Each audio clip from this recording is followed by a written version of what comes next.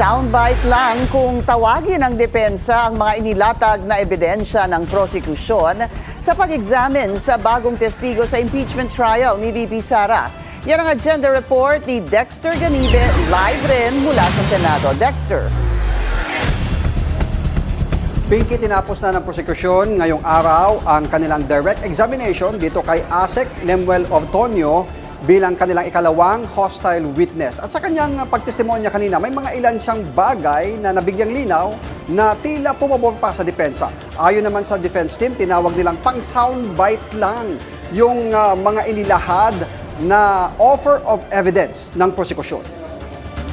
To qualify them as a hostile witness. Nabigyang linaw sa direct examination ng prosekusyon kay Lemuel Ortonio, Assistant Chief of Staff ng Office of the Vice President, kung paano ginasta ang ilang porsyento ng confidential fund na nakalagay sa acknowledgement receipts bilang medical and food supplies.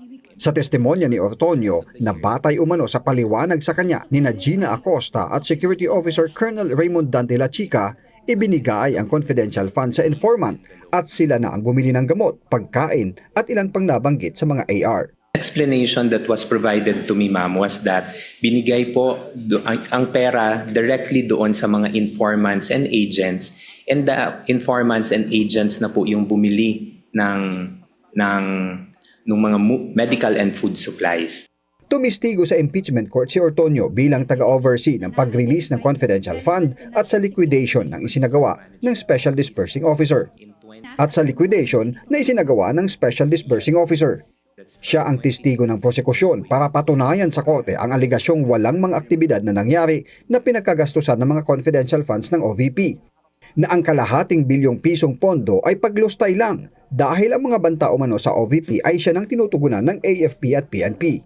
11 items ang inilatag ng prosekusyon, mga aligasyong kailangan nilang patunayan sa pagtestigo ni Ortonio. Pero para sa depensa, 11 items that were mentioned by the prosecution are all conclusions of fact and law, Your Honor.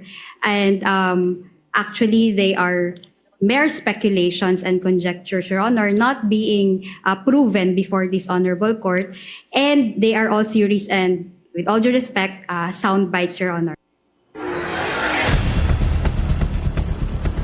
Pinky, sa kanyang pagharap kanina sa presscon matapos ang Day 18 ng impeachment trial, sinabi ni Defense Team spokesperson Atty. Michael Poa na ang ilang bahagi nitong testimonya ni ASEC Ortonio ay sabwat nagbigay ng linaw dun sa mga issue kaugnay ng kawalan ng official receipt, partikular dun sa mga pinambayad para sa medisina at pagkain.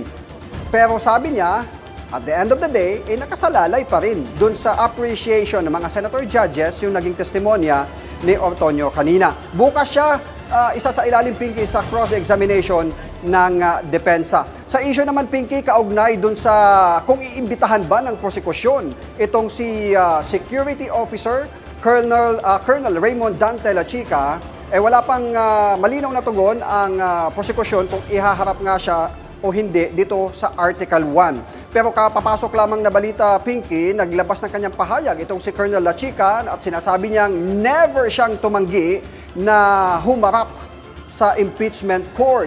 Sabi niya nakahanda siyang sabihin ang katotohanan alinsunod sa mga umiiral na batas at sa koordinasyon ng mga security restrictions. Pinky? Yun na nga ang malaking katanungan, Dexter, dahil nga starring nga si Colonel La Chica kahapon, di ba, sa testimony. Kaya't marami nagtatanong, ipapatawag ba siya o hindi? Pero hanging pa rin nga yung tanong na yan dahil hindi pa nagde-decide ang prosecution hinggil dyan. Maraming salamat sa iyo, Dexter Ganibe, nag-uulat ng live mula sa Senado.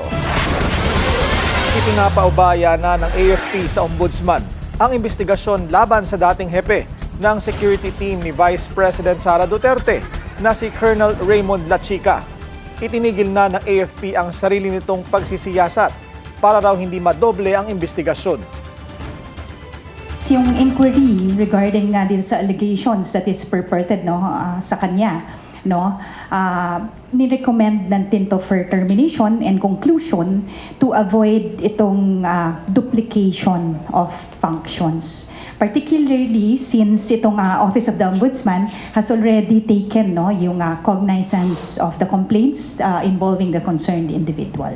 It's important to emphasize that the conclusion nitong AFP inquiry is not a finding of the truth or falsify at itong allegations and liability. So simply put, we recognize itong institutional venue for the matter as of now.